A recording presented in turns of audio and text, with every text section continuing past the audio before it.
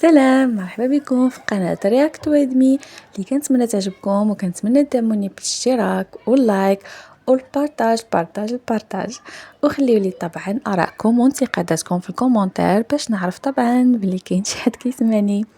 اليوم غادي نهضروا في هذا الفيديو على موضوع مضحك ومبكي، الا وهو القفطان المغربي والتراث المغربي، وغنهضروا شويه على الطبخ الجزائري.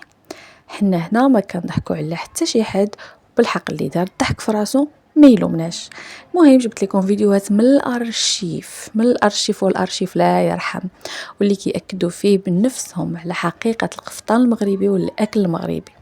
بلا ما نزيد نطول عليكم دابا يلا نبداو الفيديو.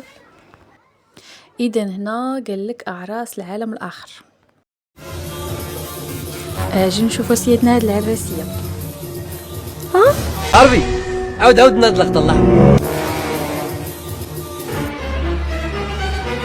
بحال بالي تما الشعار ديال المغرب، شعار المملكه المغربيه في عرس جزائري، في الاخر يقول لك لا هذا عرس جزائري 100%. يلا فهمت سطة. عرس سرقة قبل ان تسرق القفطان المغربي. يلا دابا هاد السيده هادي من اكثر الناس اللي محيحه وكتقول لك القفطان والو اصله جزائري والحيحه وكان معروف من جدودنا ما عرفشني. هي في العرس ديالها ما عمرها شحال من لبسات الكسوه، ما عرف شنو كيقولوا لها هادي عندهم. هي اللي جزائريه بحال اللي كيلبسوا حنا عندنا في وجده كيقولوا الكسوه الوجديه، ولكن هي عارفين اصلها من الجزائر، عندهم هاد الكسوه هادي لبساتها بالاشكال والالوان، ها الزرقاء البيضاء الصفراء الاورانج كسوة. فين هو القفطان هنايا؟ انا لا اراه. وهنايا هذه واحد الصفحه ديال التراث الجزائري كتبين يا ولاد بلادي راكم بهدلتو بينا، بربي ها هو التراث نتاعنا، علاه راكم تحشموا به وليتو تموتوا على القفطان المغربي؟ ها حوجي ولينا اضحكة العالم بعدا عارفين راسهم هادو الناس اللي بعقلهم ساكن وما راضيينش بهاد المساله اللي كتوقع. ولينا اضحكة العالم بسببكم، كاع راهم قاعدين يضحكوا علينا. فعلا هادو دابا جابوا التقاليد ديالهم، عندهم هاد الكسوه اللي بالسروال ومره كتكون ديك اللبسه هكا طويله، دونك هادشي هو ديالهم.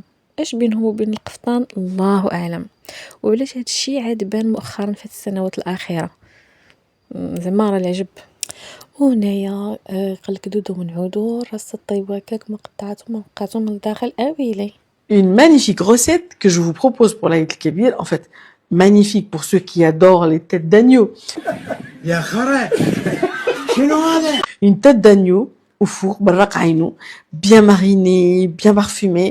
Bref, ceux qui aiment ça, vous allez adorer.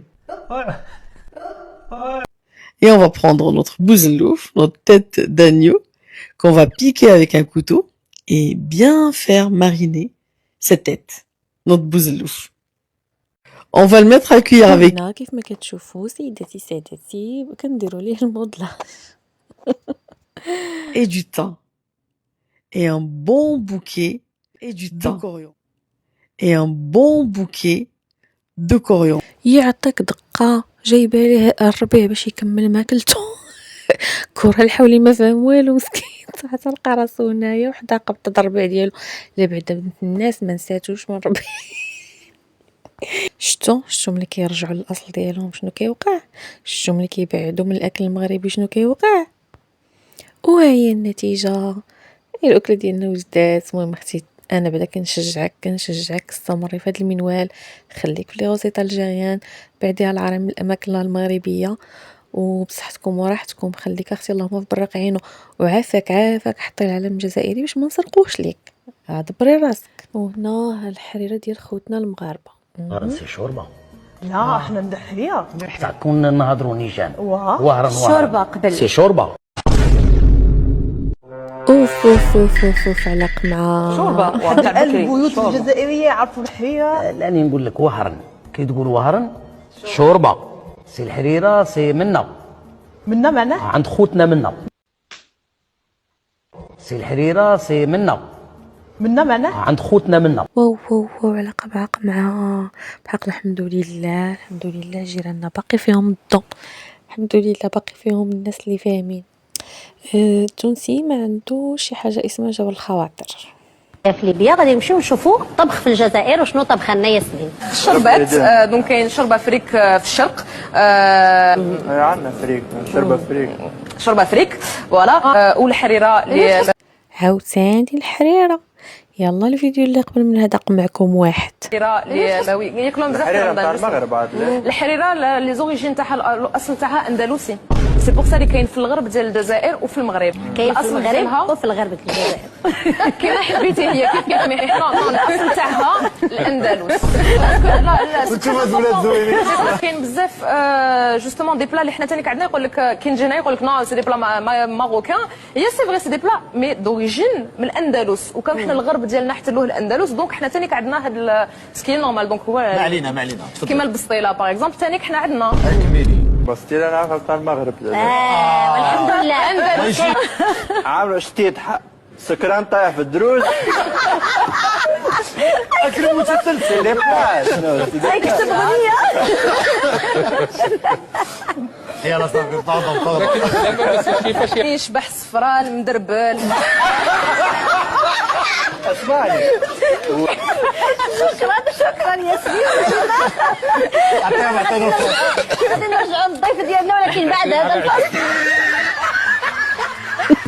الفيديو خطيرة. التونسي مطلق منها حتى اعترفات بالاكلات ديالهم وداك الشطيط حاورديت داك الترويق ديالهم. صراحه عطاها هريسه حاره من داك الشيء. هاد السيد هذا يستاهل رحله للمغرب بدون تكاليف صراحه والله تيستاهل. حيت راه خايبه دير الضحك في راسك. فقط لنوضح أن القفطان مسجل في اليونسكو أنه جزائري. سلم سلم على الهدى والنور. انا احترمك عشان خاطر الحجاب اللي انت لابساه ده. بعد اول حاجه اللي دار هذا المونتاج الله يعطيه الصحه. ايوا زيد لك مع هادي عاوتاني قالت لك مسجل في اليونسكو. ما عرفتش اليونسكو فاش خبارنا ما خبراش مسكينه باللي صافي راه تعترف بالقفطان على انه تراث لا مادي مغربي. ايوا مسكينه فيقوا الله يفيقها على خير. بالنسبه للمغرب نشوف عندنا القفطان او التكشيطه. القفطان هو حته واحده بس التكشيطه حتتين. لا مش موجود عندنا في الجزائر. لا مش موجود عندنا في الجزائر. ممكن المرأة الجزائرية بتاخد من تلبس الزي المغربي بس مش تبعنا يعني. وها هي شاهد من أهلها. الله يعز الأرشيف الذي لا يرحم. لو كان نشوفوا القفطان المغربي وصل للعالمية عاد فيه مهرجان عالمي للقفطان المغربي. استمروا ان بيي باش نروحوا على في مراكش وان شاء الله نضيفوا راح نتحلى باحسن القفاطين. استمروا كما باغ اكزومبل القفطان. انا درت مهرجان في المروك. كاين القفطان المراكشي كاين القفطان الفاسي سي اكزاكتومون. نعم استمروا. اللباس التقليدي ديالهم اللي هو القفطان نشوفوه انه غزا يعني لو موند عرب وحتى يعني في لو موند يعني الغربي. استمروا. حنايا كي نشوفوا اي واحد يشوف القفطان يقول لك فوالا هذايا مروكي راكي مغربيه. هذا الشيء انا بدات من هذا الشيء بدات النقطه ديالي وبدات الغيره ديالي. استمروا. أصل كما وصل القفطان نحن القفطان المغربي أصبح لديه بعد عالمي. ما الذي ينقصنا حتى احنا كذلك نروج لملابسنا التقليدية؟ استمروا.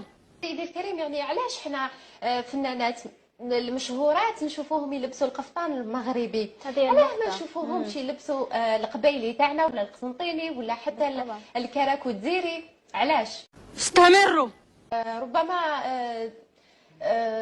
القفطان المغربي غلب القسنطيني ولا حتى الكراكو الدزيري. علاش؟ ايوا هنا بان المعنى. هاد اللي قالت لك هنا بدات الغيره ديالي اللي قالت لك علاش المشاهير ما يلبسوش الكراكو الجزائري والكسوه الجزائريه. يعني هادشي الغيره والحقد كان عندهم من شحال هادي غير ما كانوش لاقين كيفاش يديروا. ودابا مع هاد الحكم الجديد ديال هاد الرئيس اللي عندهم ما فهمتش واش داروا لهم شي مخدر مزيان في الماء ولا ما عرفت شنو داروا لهم. صافي وداروا لينا قال لك القفطان مغربي وبداو يقولوا كلشي مغربي. هاد الطنجيه ردوها مغربيه. المهم علينا باش ما نطولش عليكم هنا غادي نساليو هاد الفيديو ان شاء الله. الفيديو الجاي نكملوا. يلا شكرا بزاف على وقتكم وشكرا على المشاهده، وكنتمنى تخليو لي التعاليق ديالكم، ارائكم، انتقاداتكم واي حاجه، وبارطاجيو الفيديو، خليو لي واحد اللايك باش يطلع لي الفيديو، وشكرا لكم بزاف بزاف.